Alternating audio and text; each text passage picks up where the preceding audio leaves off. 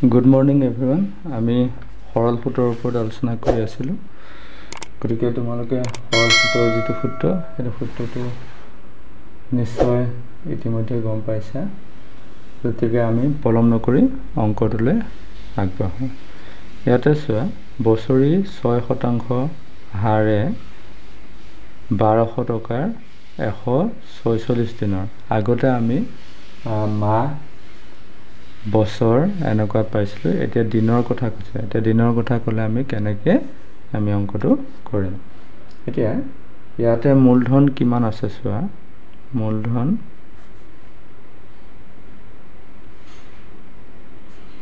মূলধন আছে 1200 টকা,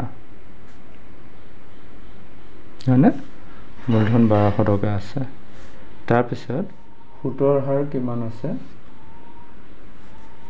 সুতৰ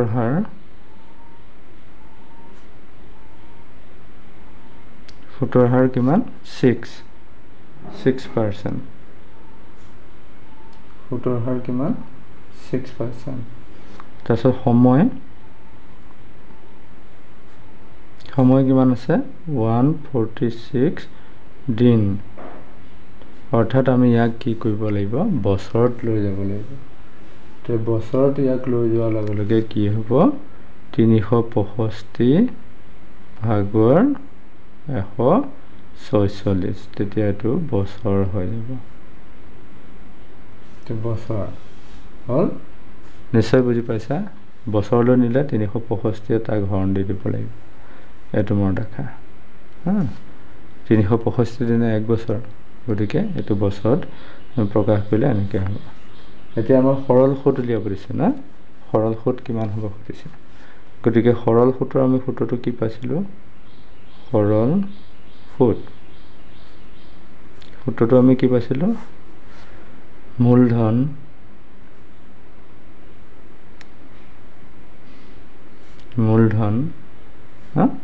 পূৰণ সুতৰ হাৰ পূৰণ সময়, তাৰপিছত 100 হৰণ, হয়নে? এইটো তাৰপিছতে আমি পাতি যাম। পাতি গ'লে আমাৰ কি হ'ব? মূলধন কিমান? 1200 টকা। তাৰপিছত আমাৰ সময় কিমান আছিলে? 6%। তাৰপিছত আমাৰ কি আছিলে? সময়টো কিমান আছিলে? 365 ভাগৰ 146। গতিকে 146টো ইয়াত, 365টো ইয়াত, তাৰমানে 100 পূৰণ 365, এইটো অংক। এতিয়া আমি তাক কি কৰিম? কটাকটি কৰিম। কটাকটি কৰিলে এইটো কাটি দিলোঁ। হ'ল। দিয়াৰ লগে লগে এইটো 5ৰে যায়। গতিকে আমাৰ এইটো 5ৰে যোৱা সংখ্যা আছে নেকি আমি চাওঁ।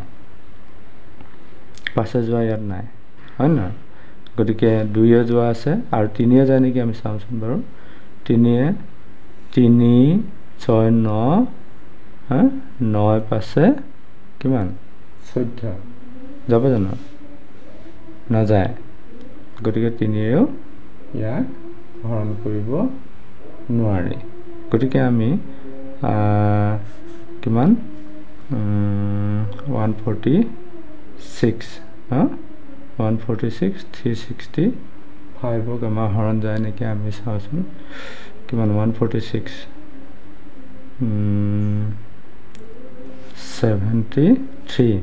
73য়ে 146ক দুবাৰ ন।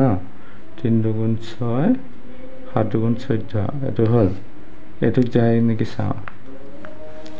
73 5 টাইমছ, 5 3 গুণ 15, হয়নে? 5 3 গুণ 15, 5 কৰিব 1, 5 গুণ 35, 36, এইটো যাব। চোৱা এইটো কিমান যাব? 73ৰে কাটিম ইয়াক দুবাৰ, 73 কাটিম ইয়াক 5 বাৰ। হ'ল। 73 দুগুণ 146 আৰু 73 5 গুণ 365। এতিয়া হৰত থাকিল 5, লবত থাকিল কিমান? 5 12 6 আৰু 2, হয়নে? তাৰপিছত কিমান হ'ল? এতিয়া আমি কি কৰিম? এই দুটা আমি কি কৰিম পূৰণ কৰিম 6 দুগুণ 12 12 12 গুণ কিমান 144 2 দুগুণ 4 উকলিব 1 2 গুণ 2 1 2 দি 3 হয় না 1 দুগুণ 2 তাৰপিছতে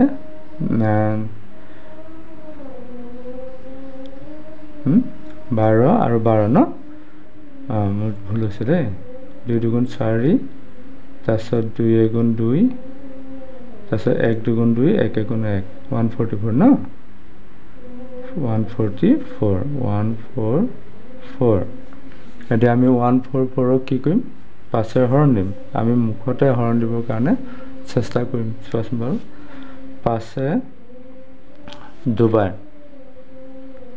হয়নে দুবাৰ তাৰপিছত 4ৰে 44 হ'ল 5 8 গুণ 40 তাৰপিছত আকৌ 4 হ'ল দশমিক দিলোঁ 40 হ'ল 5 8 গুণ 40 বাছ এইখিনি টকাত প্ৰকাশ কৰিম যেতিয়া শূন্যটা আমি লগাই ল'ম এইটো বুজিছানে হৰণটো যদি নাই বুজা মই কিনাত কৈ দিছোঁ চোৱা 144 কিহে দিম 5ৰে 14ত 5 দুগুণ 10 মিটাৰ 4 হ'ল এই 4 নমাই আনিলোঁ কিমান হ'ল 40 হ'ল 44 হ'ল 5 8 গুণ 40 এটা তাৰপিছত 4 থাকিলে গতিকে 4 নাযায় কাৰণে আমি পইণ্ট দি দিলোঁ দি পেলাই ইয়াতে 0 দি দিলোঁ 5 8 গুণ 40 মানে 28.8 টকাত প্ৰকাশ কৰিম গতিকে 0টা দি দিলোঁ 28.80 এইটো হ'ল উত্তৰ সৰল সুত এতিয়া আমাৰ 28.80 ইয়াত আছে নে আমি চাওঁ